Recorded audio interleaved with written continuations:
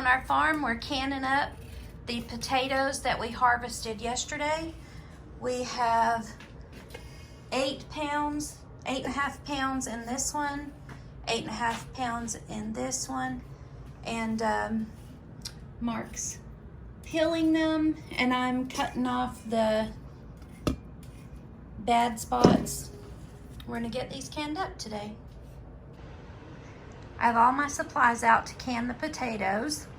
I'm following the recipe on page 116 in the Ball Blue Book. It's the book of preserving, the guide to preserving. That's the only canning book I have. And that's probably the only one I'll ever use. But I have out my salt. You don't want to use iodized salt like table salt when you can. You want to use pickling and canning salt. Distilled vinegar, so that I can use a clean towel and dip it in that and wipe the rims. All of the canning tools that we need. I just took these jars off the stove. They are hot and waiting. The potatoes are boiling. I think we have maybe 4 or 5 minutes left on that. And then I have my lids and rings back there hot. And then this is my All-American pressure canner. It only takes about 2 inches of water to can. I'm gonna double stack in this canner, which is a very nice feature on this canner. But I just have it sitting here with 2 inches of water in it, getting hot, and then I'll transfer it onto my cart that I take out onto the porch to can, because we always pressure can outside. Here we go. My hot jars are in here. I'm going to take those out, pack the hot potatoes in, do all the things that need to be done. My pressure canner is over here. It's hot and ready to go. It has 2 inches of water in it, and the water is really hot. It was about to boil when I pulled it off.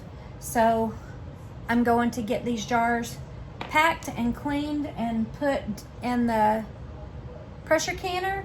And I am gonna double stack the jars because I made 2 batches of potatoes. So we have our jar, and then I'm not sure if they'll go in from that, but we'll see. Oh yeah, that works perfectly. So we need to leave a 1-inch headspace.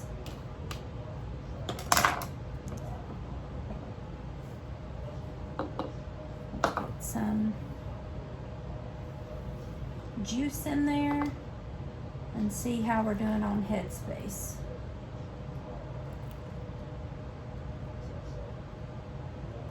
Okay. Now what you want to do is you always want to remember to use your measuring tool or a butter knife or something and get the bubbles out of your jar. You don't want any bubbles, because where there's air pockets, that's where you could run into bacteria growing, and you don't want that to happen. So these are packed in there really good. I have a 1-inch headspace. We're going to add a half of a teaspoon of pickling and canning salt. And now I'm going to take just a clean paper towel with vinegar on it, wipe the rim of this jar really well, make sure there's no cracks, none of the salt got on the rim where it might prevent it from sealing. And now place on a clean brand new lid and a ring and tighten it fingertip tight. And then this will go straight into my pressure canner. And I'm going to do that over and over until I get all these done.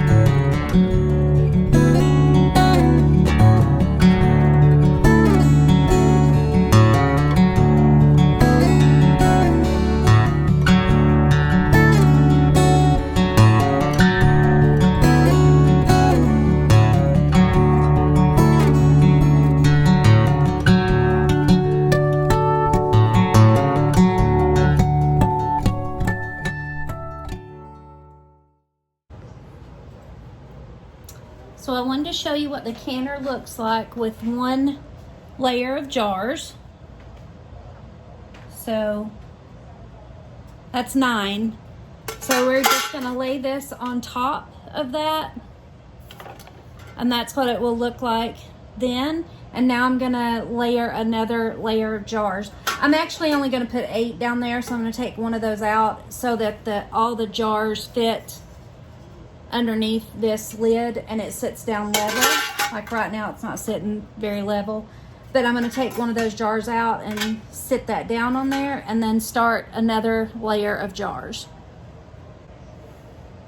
I have all my jars in the canner and I have my weighted gauge, the lid, and it's on my rolling cart, and I'm going to have Mark help me get this outside and onto the canner. And then these are going to process for, let's go look at the book. These are going to process for 35 minutes. So we'll get those out there and they'll process for 35 minutes.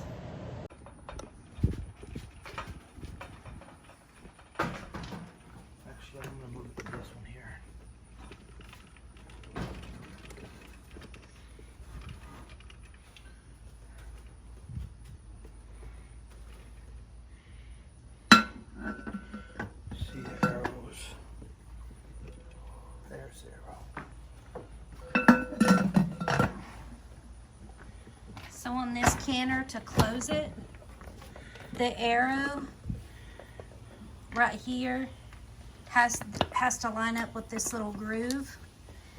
And then when you close it, you always want to take the screws and close opposite each other at the same time. And that seals up the canner.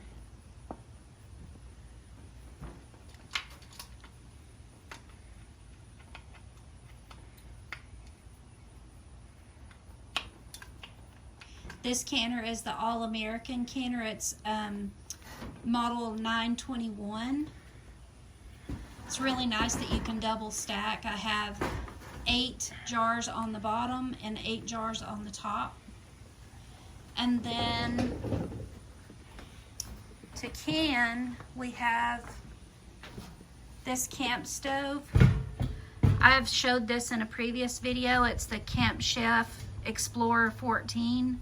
We see a lot of people on YouTube that, or follow a lot of people on YouTube that have homesteads, and they use this particular stove to can, to pressure can outside.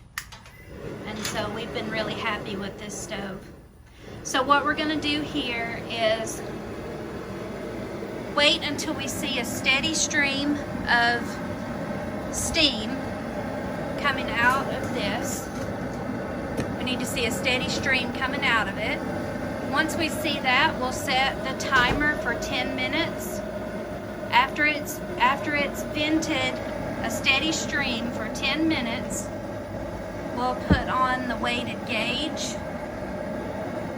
We live in Georgia, up near the North Georgia mountains, and our weight for this is 10 psi. So we'll put it on 10 pounds of pressure. There's I don't know if you can see, there's a 10 right there. So we'll stick that on this after it vents for 10 minutes.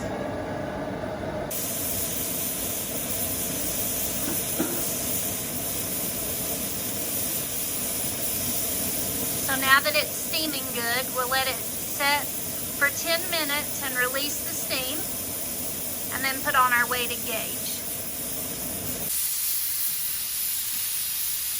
My timer just went off for 10 minutes of steam release, so I'm going to put on my weighted gauge. That always freaks me out a little. But I have on the weighted gauge 10 pounds of pressure, and now we're going to wait for this to come up to 10 pounds. It's about right there. And once that happens, I'll set my timer again and we'll process these potatoes for 40 minutes. What happens is when you have your weighted gauge on, your whatever your pressure setting is, ours is 10, and the pressure gets up a little above 10, then it does its little wiggle dance and releases some steam because it's trying to keep this leveled out at 10 pounds of pressure. So it will just sit there and do its little steam thing until it comes back down to 10 pounds of pressure. And sometimes you have to adjust the heat. You just have to watch it and make sure that it never ever falls below whatever your pressure setting is, because if it does, you will have to start your timer over, bring it up to 10 pounds of pressure again, and then, reset your timer. And I said wrong for the process time for these potatoes. It's not 40 minutes, it's 35 minutes. The timer went off, so I'm going to turn this off and take off our weighted gauge. Make sure you use a pot holder to get that sucker off because it is screaming hot. Now we need to let it naturally release to 0 pounds of pressure. And once it gets to 0 pounds of pressure, we'll wait 5 minutes and then we'll take the lid off. We have the lid off. It came down to pressure, or down to 0 pressure, and then we let it sit for 5 minutes, and now we're just taking them out. They're still cooking. And we'll see in a little while when they all seal. Now these will sit on the counter inside the house until tomorrow evening. It's about 6 o'clock right now, so they'll sit on the counter until tomorrow evening, and then we will take the rings off, label them, and put them on the pantry shelf, providing they are sealed. You can see how the little thing is up right there. That's really hot. So it will, that little bump will sink and it'll make a little popping noise. So Mark's just getting out the bottom layer. Here's the bottom layer. 16 jars, so 8 on the top and 8 on the bottom.